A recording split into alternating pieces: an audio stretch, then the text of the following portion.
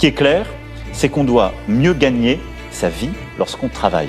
Et donc c'est l'effort qu'on va continuer de faire et c'est là-dessus qu'il faut que le gouvernement continue de se concentrer. Et toi, tu regardais son discours et tu te dis, oui, je crois Macron, il va venir me sauver. Voyez-vous, c'est exactement ce que je disais vis-à-vis aussi encore de la classe moyenne. La classe moyenne est une classe qui mérite de souffrir. Parce que quand tu veux changer ta vie, la première chose que tu dois faire, c'est de chercher l'information. C'est de détecter la chose. Tout le temps apprendre. Le jour où tu décides d'arrêter d'apprendre, c'est le jour où tu as signé ton arrêt de mort. C'est exactement le problème de la classe moyenne française. Ils ont tout ce flux d'informations sur les réseaux sociaux, ils mettent des œillères, ils ferment les yeux et ils continuent leur vie. En se disant, ça va bien se passer, Macron va me sauver, et si c'est pas Macron, un jour Marine sera au pouvoir, elle va nous sauver en chassant les migrants. Ne faites confiance à personne, personne ne viendra vous sauver. Non, Macron n'est pas là pour vous sauver. Il vous méprise. Macron vous méprise. Il vous méprise, il vous regarde comme ça.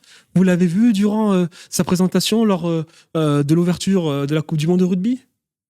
Ouh, il vous regarde.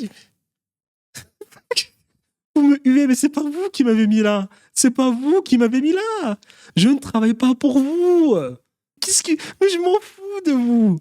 Emmanuel Macron a vendu la France. Il a donné la France aux GAFAM, aux Américains. Il a vendu tous les fleurons stratégiques, géo-économico-politiques stratégiques de la France. Macron, il fait des dissolutions. Il fait du 49-3, 23-49-3. Sur TikTok, on voit des vidéos comme quoi l'inflation aux États-Unis a fait x4. Mais on vous dit que l'inflation n'a fait que 3% et qu'elle a baissé aux États-Unis. La France est le seul pays qui, après le Covid, est comme ça. Les Nordiques s'en sont bien sortis. Les Nordiques maîtrisent leur dette. La Hollande maîtrise sa dette. L'Allemagne maîtrise sa dette. Le Luxembourg maîtrise sa dette. La Suisse maîtrise sa dette. La France, ça fait que monter. 3 000 milliards de dettes. 5% de déficit. On emprunte à 3%. Quand on emprunte, c'est pas pour faire du bénéfice, c'est pour rembourser les anciennes dettes et pour vivre derrière. Donc on emprunte, il va falloir emprunter pour rembourser les 3%.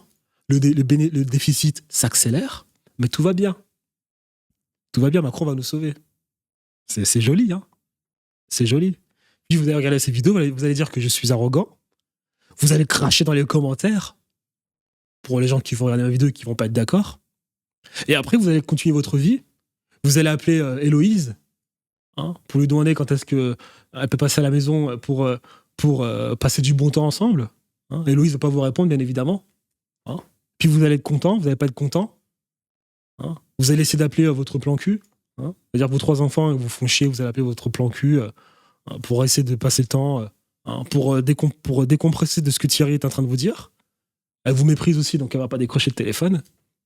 Vous allez repartir au travail. Vous allez vous rendre compte que les choses ne vont pas bien. Vous allez encore entrer dans le déni, le cercle vicieux. Vous allez écouter Pascal Praud vous dire que tu gagnes 4 000 euros, tais-toi, t'es riche. Ça continue, ça continue, ça continue, ça continue, ça continue. Les gilets jaunes vont ressortir dans la rue. Tu vas dire, ça va peut-être changer, les gilets jaunes. Macron va encore péter 4 nouveaux yeux. Méchant. Ça va être compliqué. Après, tu vas dire, mais non, mais j'ai pas les moyens de quitter la France. Non, mais j'ai envie de rester en France. Et après, tu vas dire que c'est la faute des autres. Ah là là.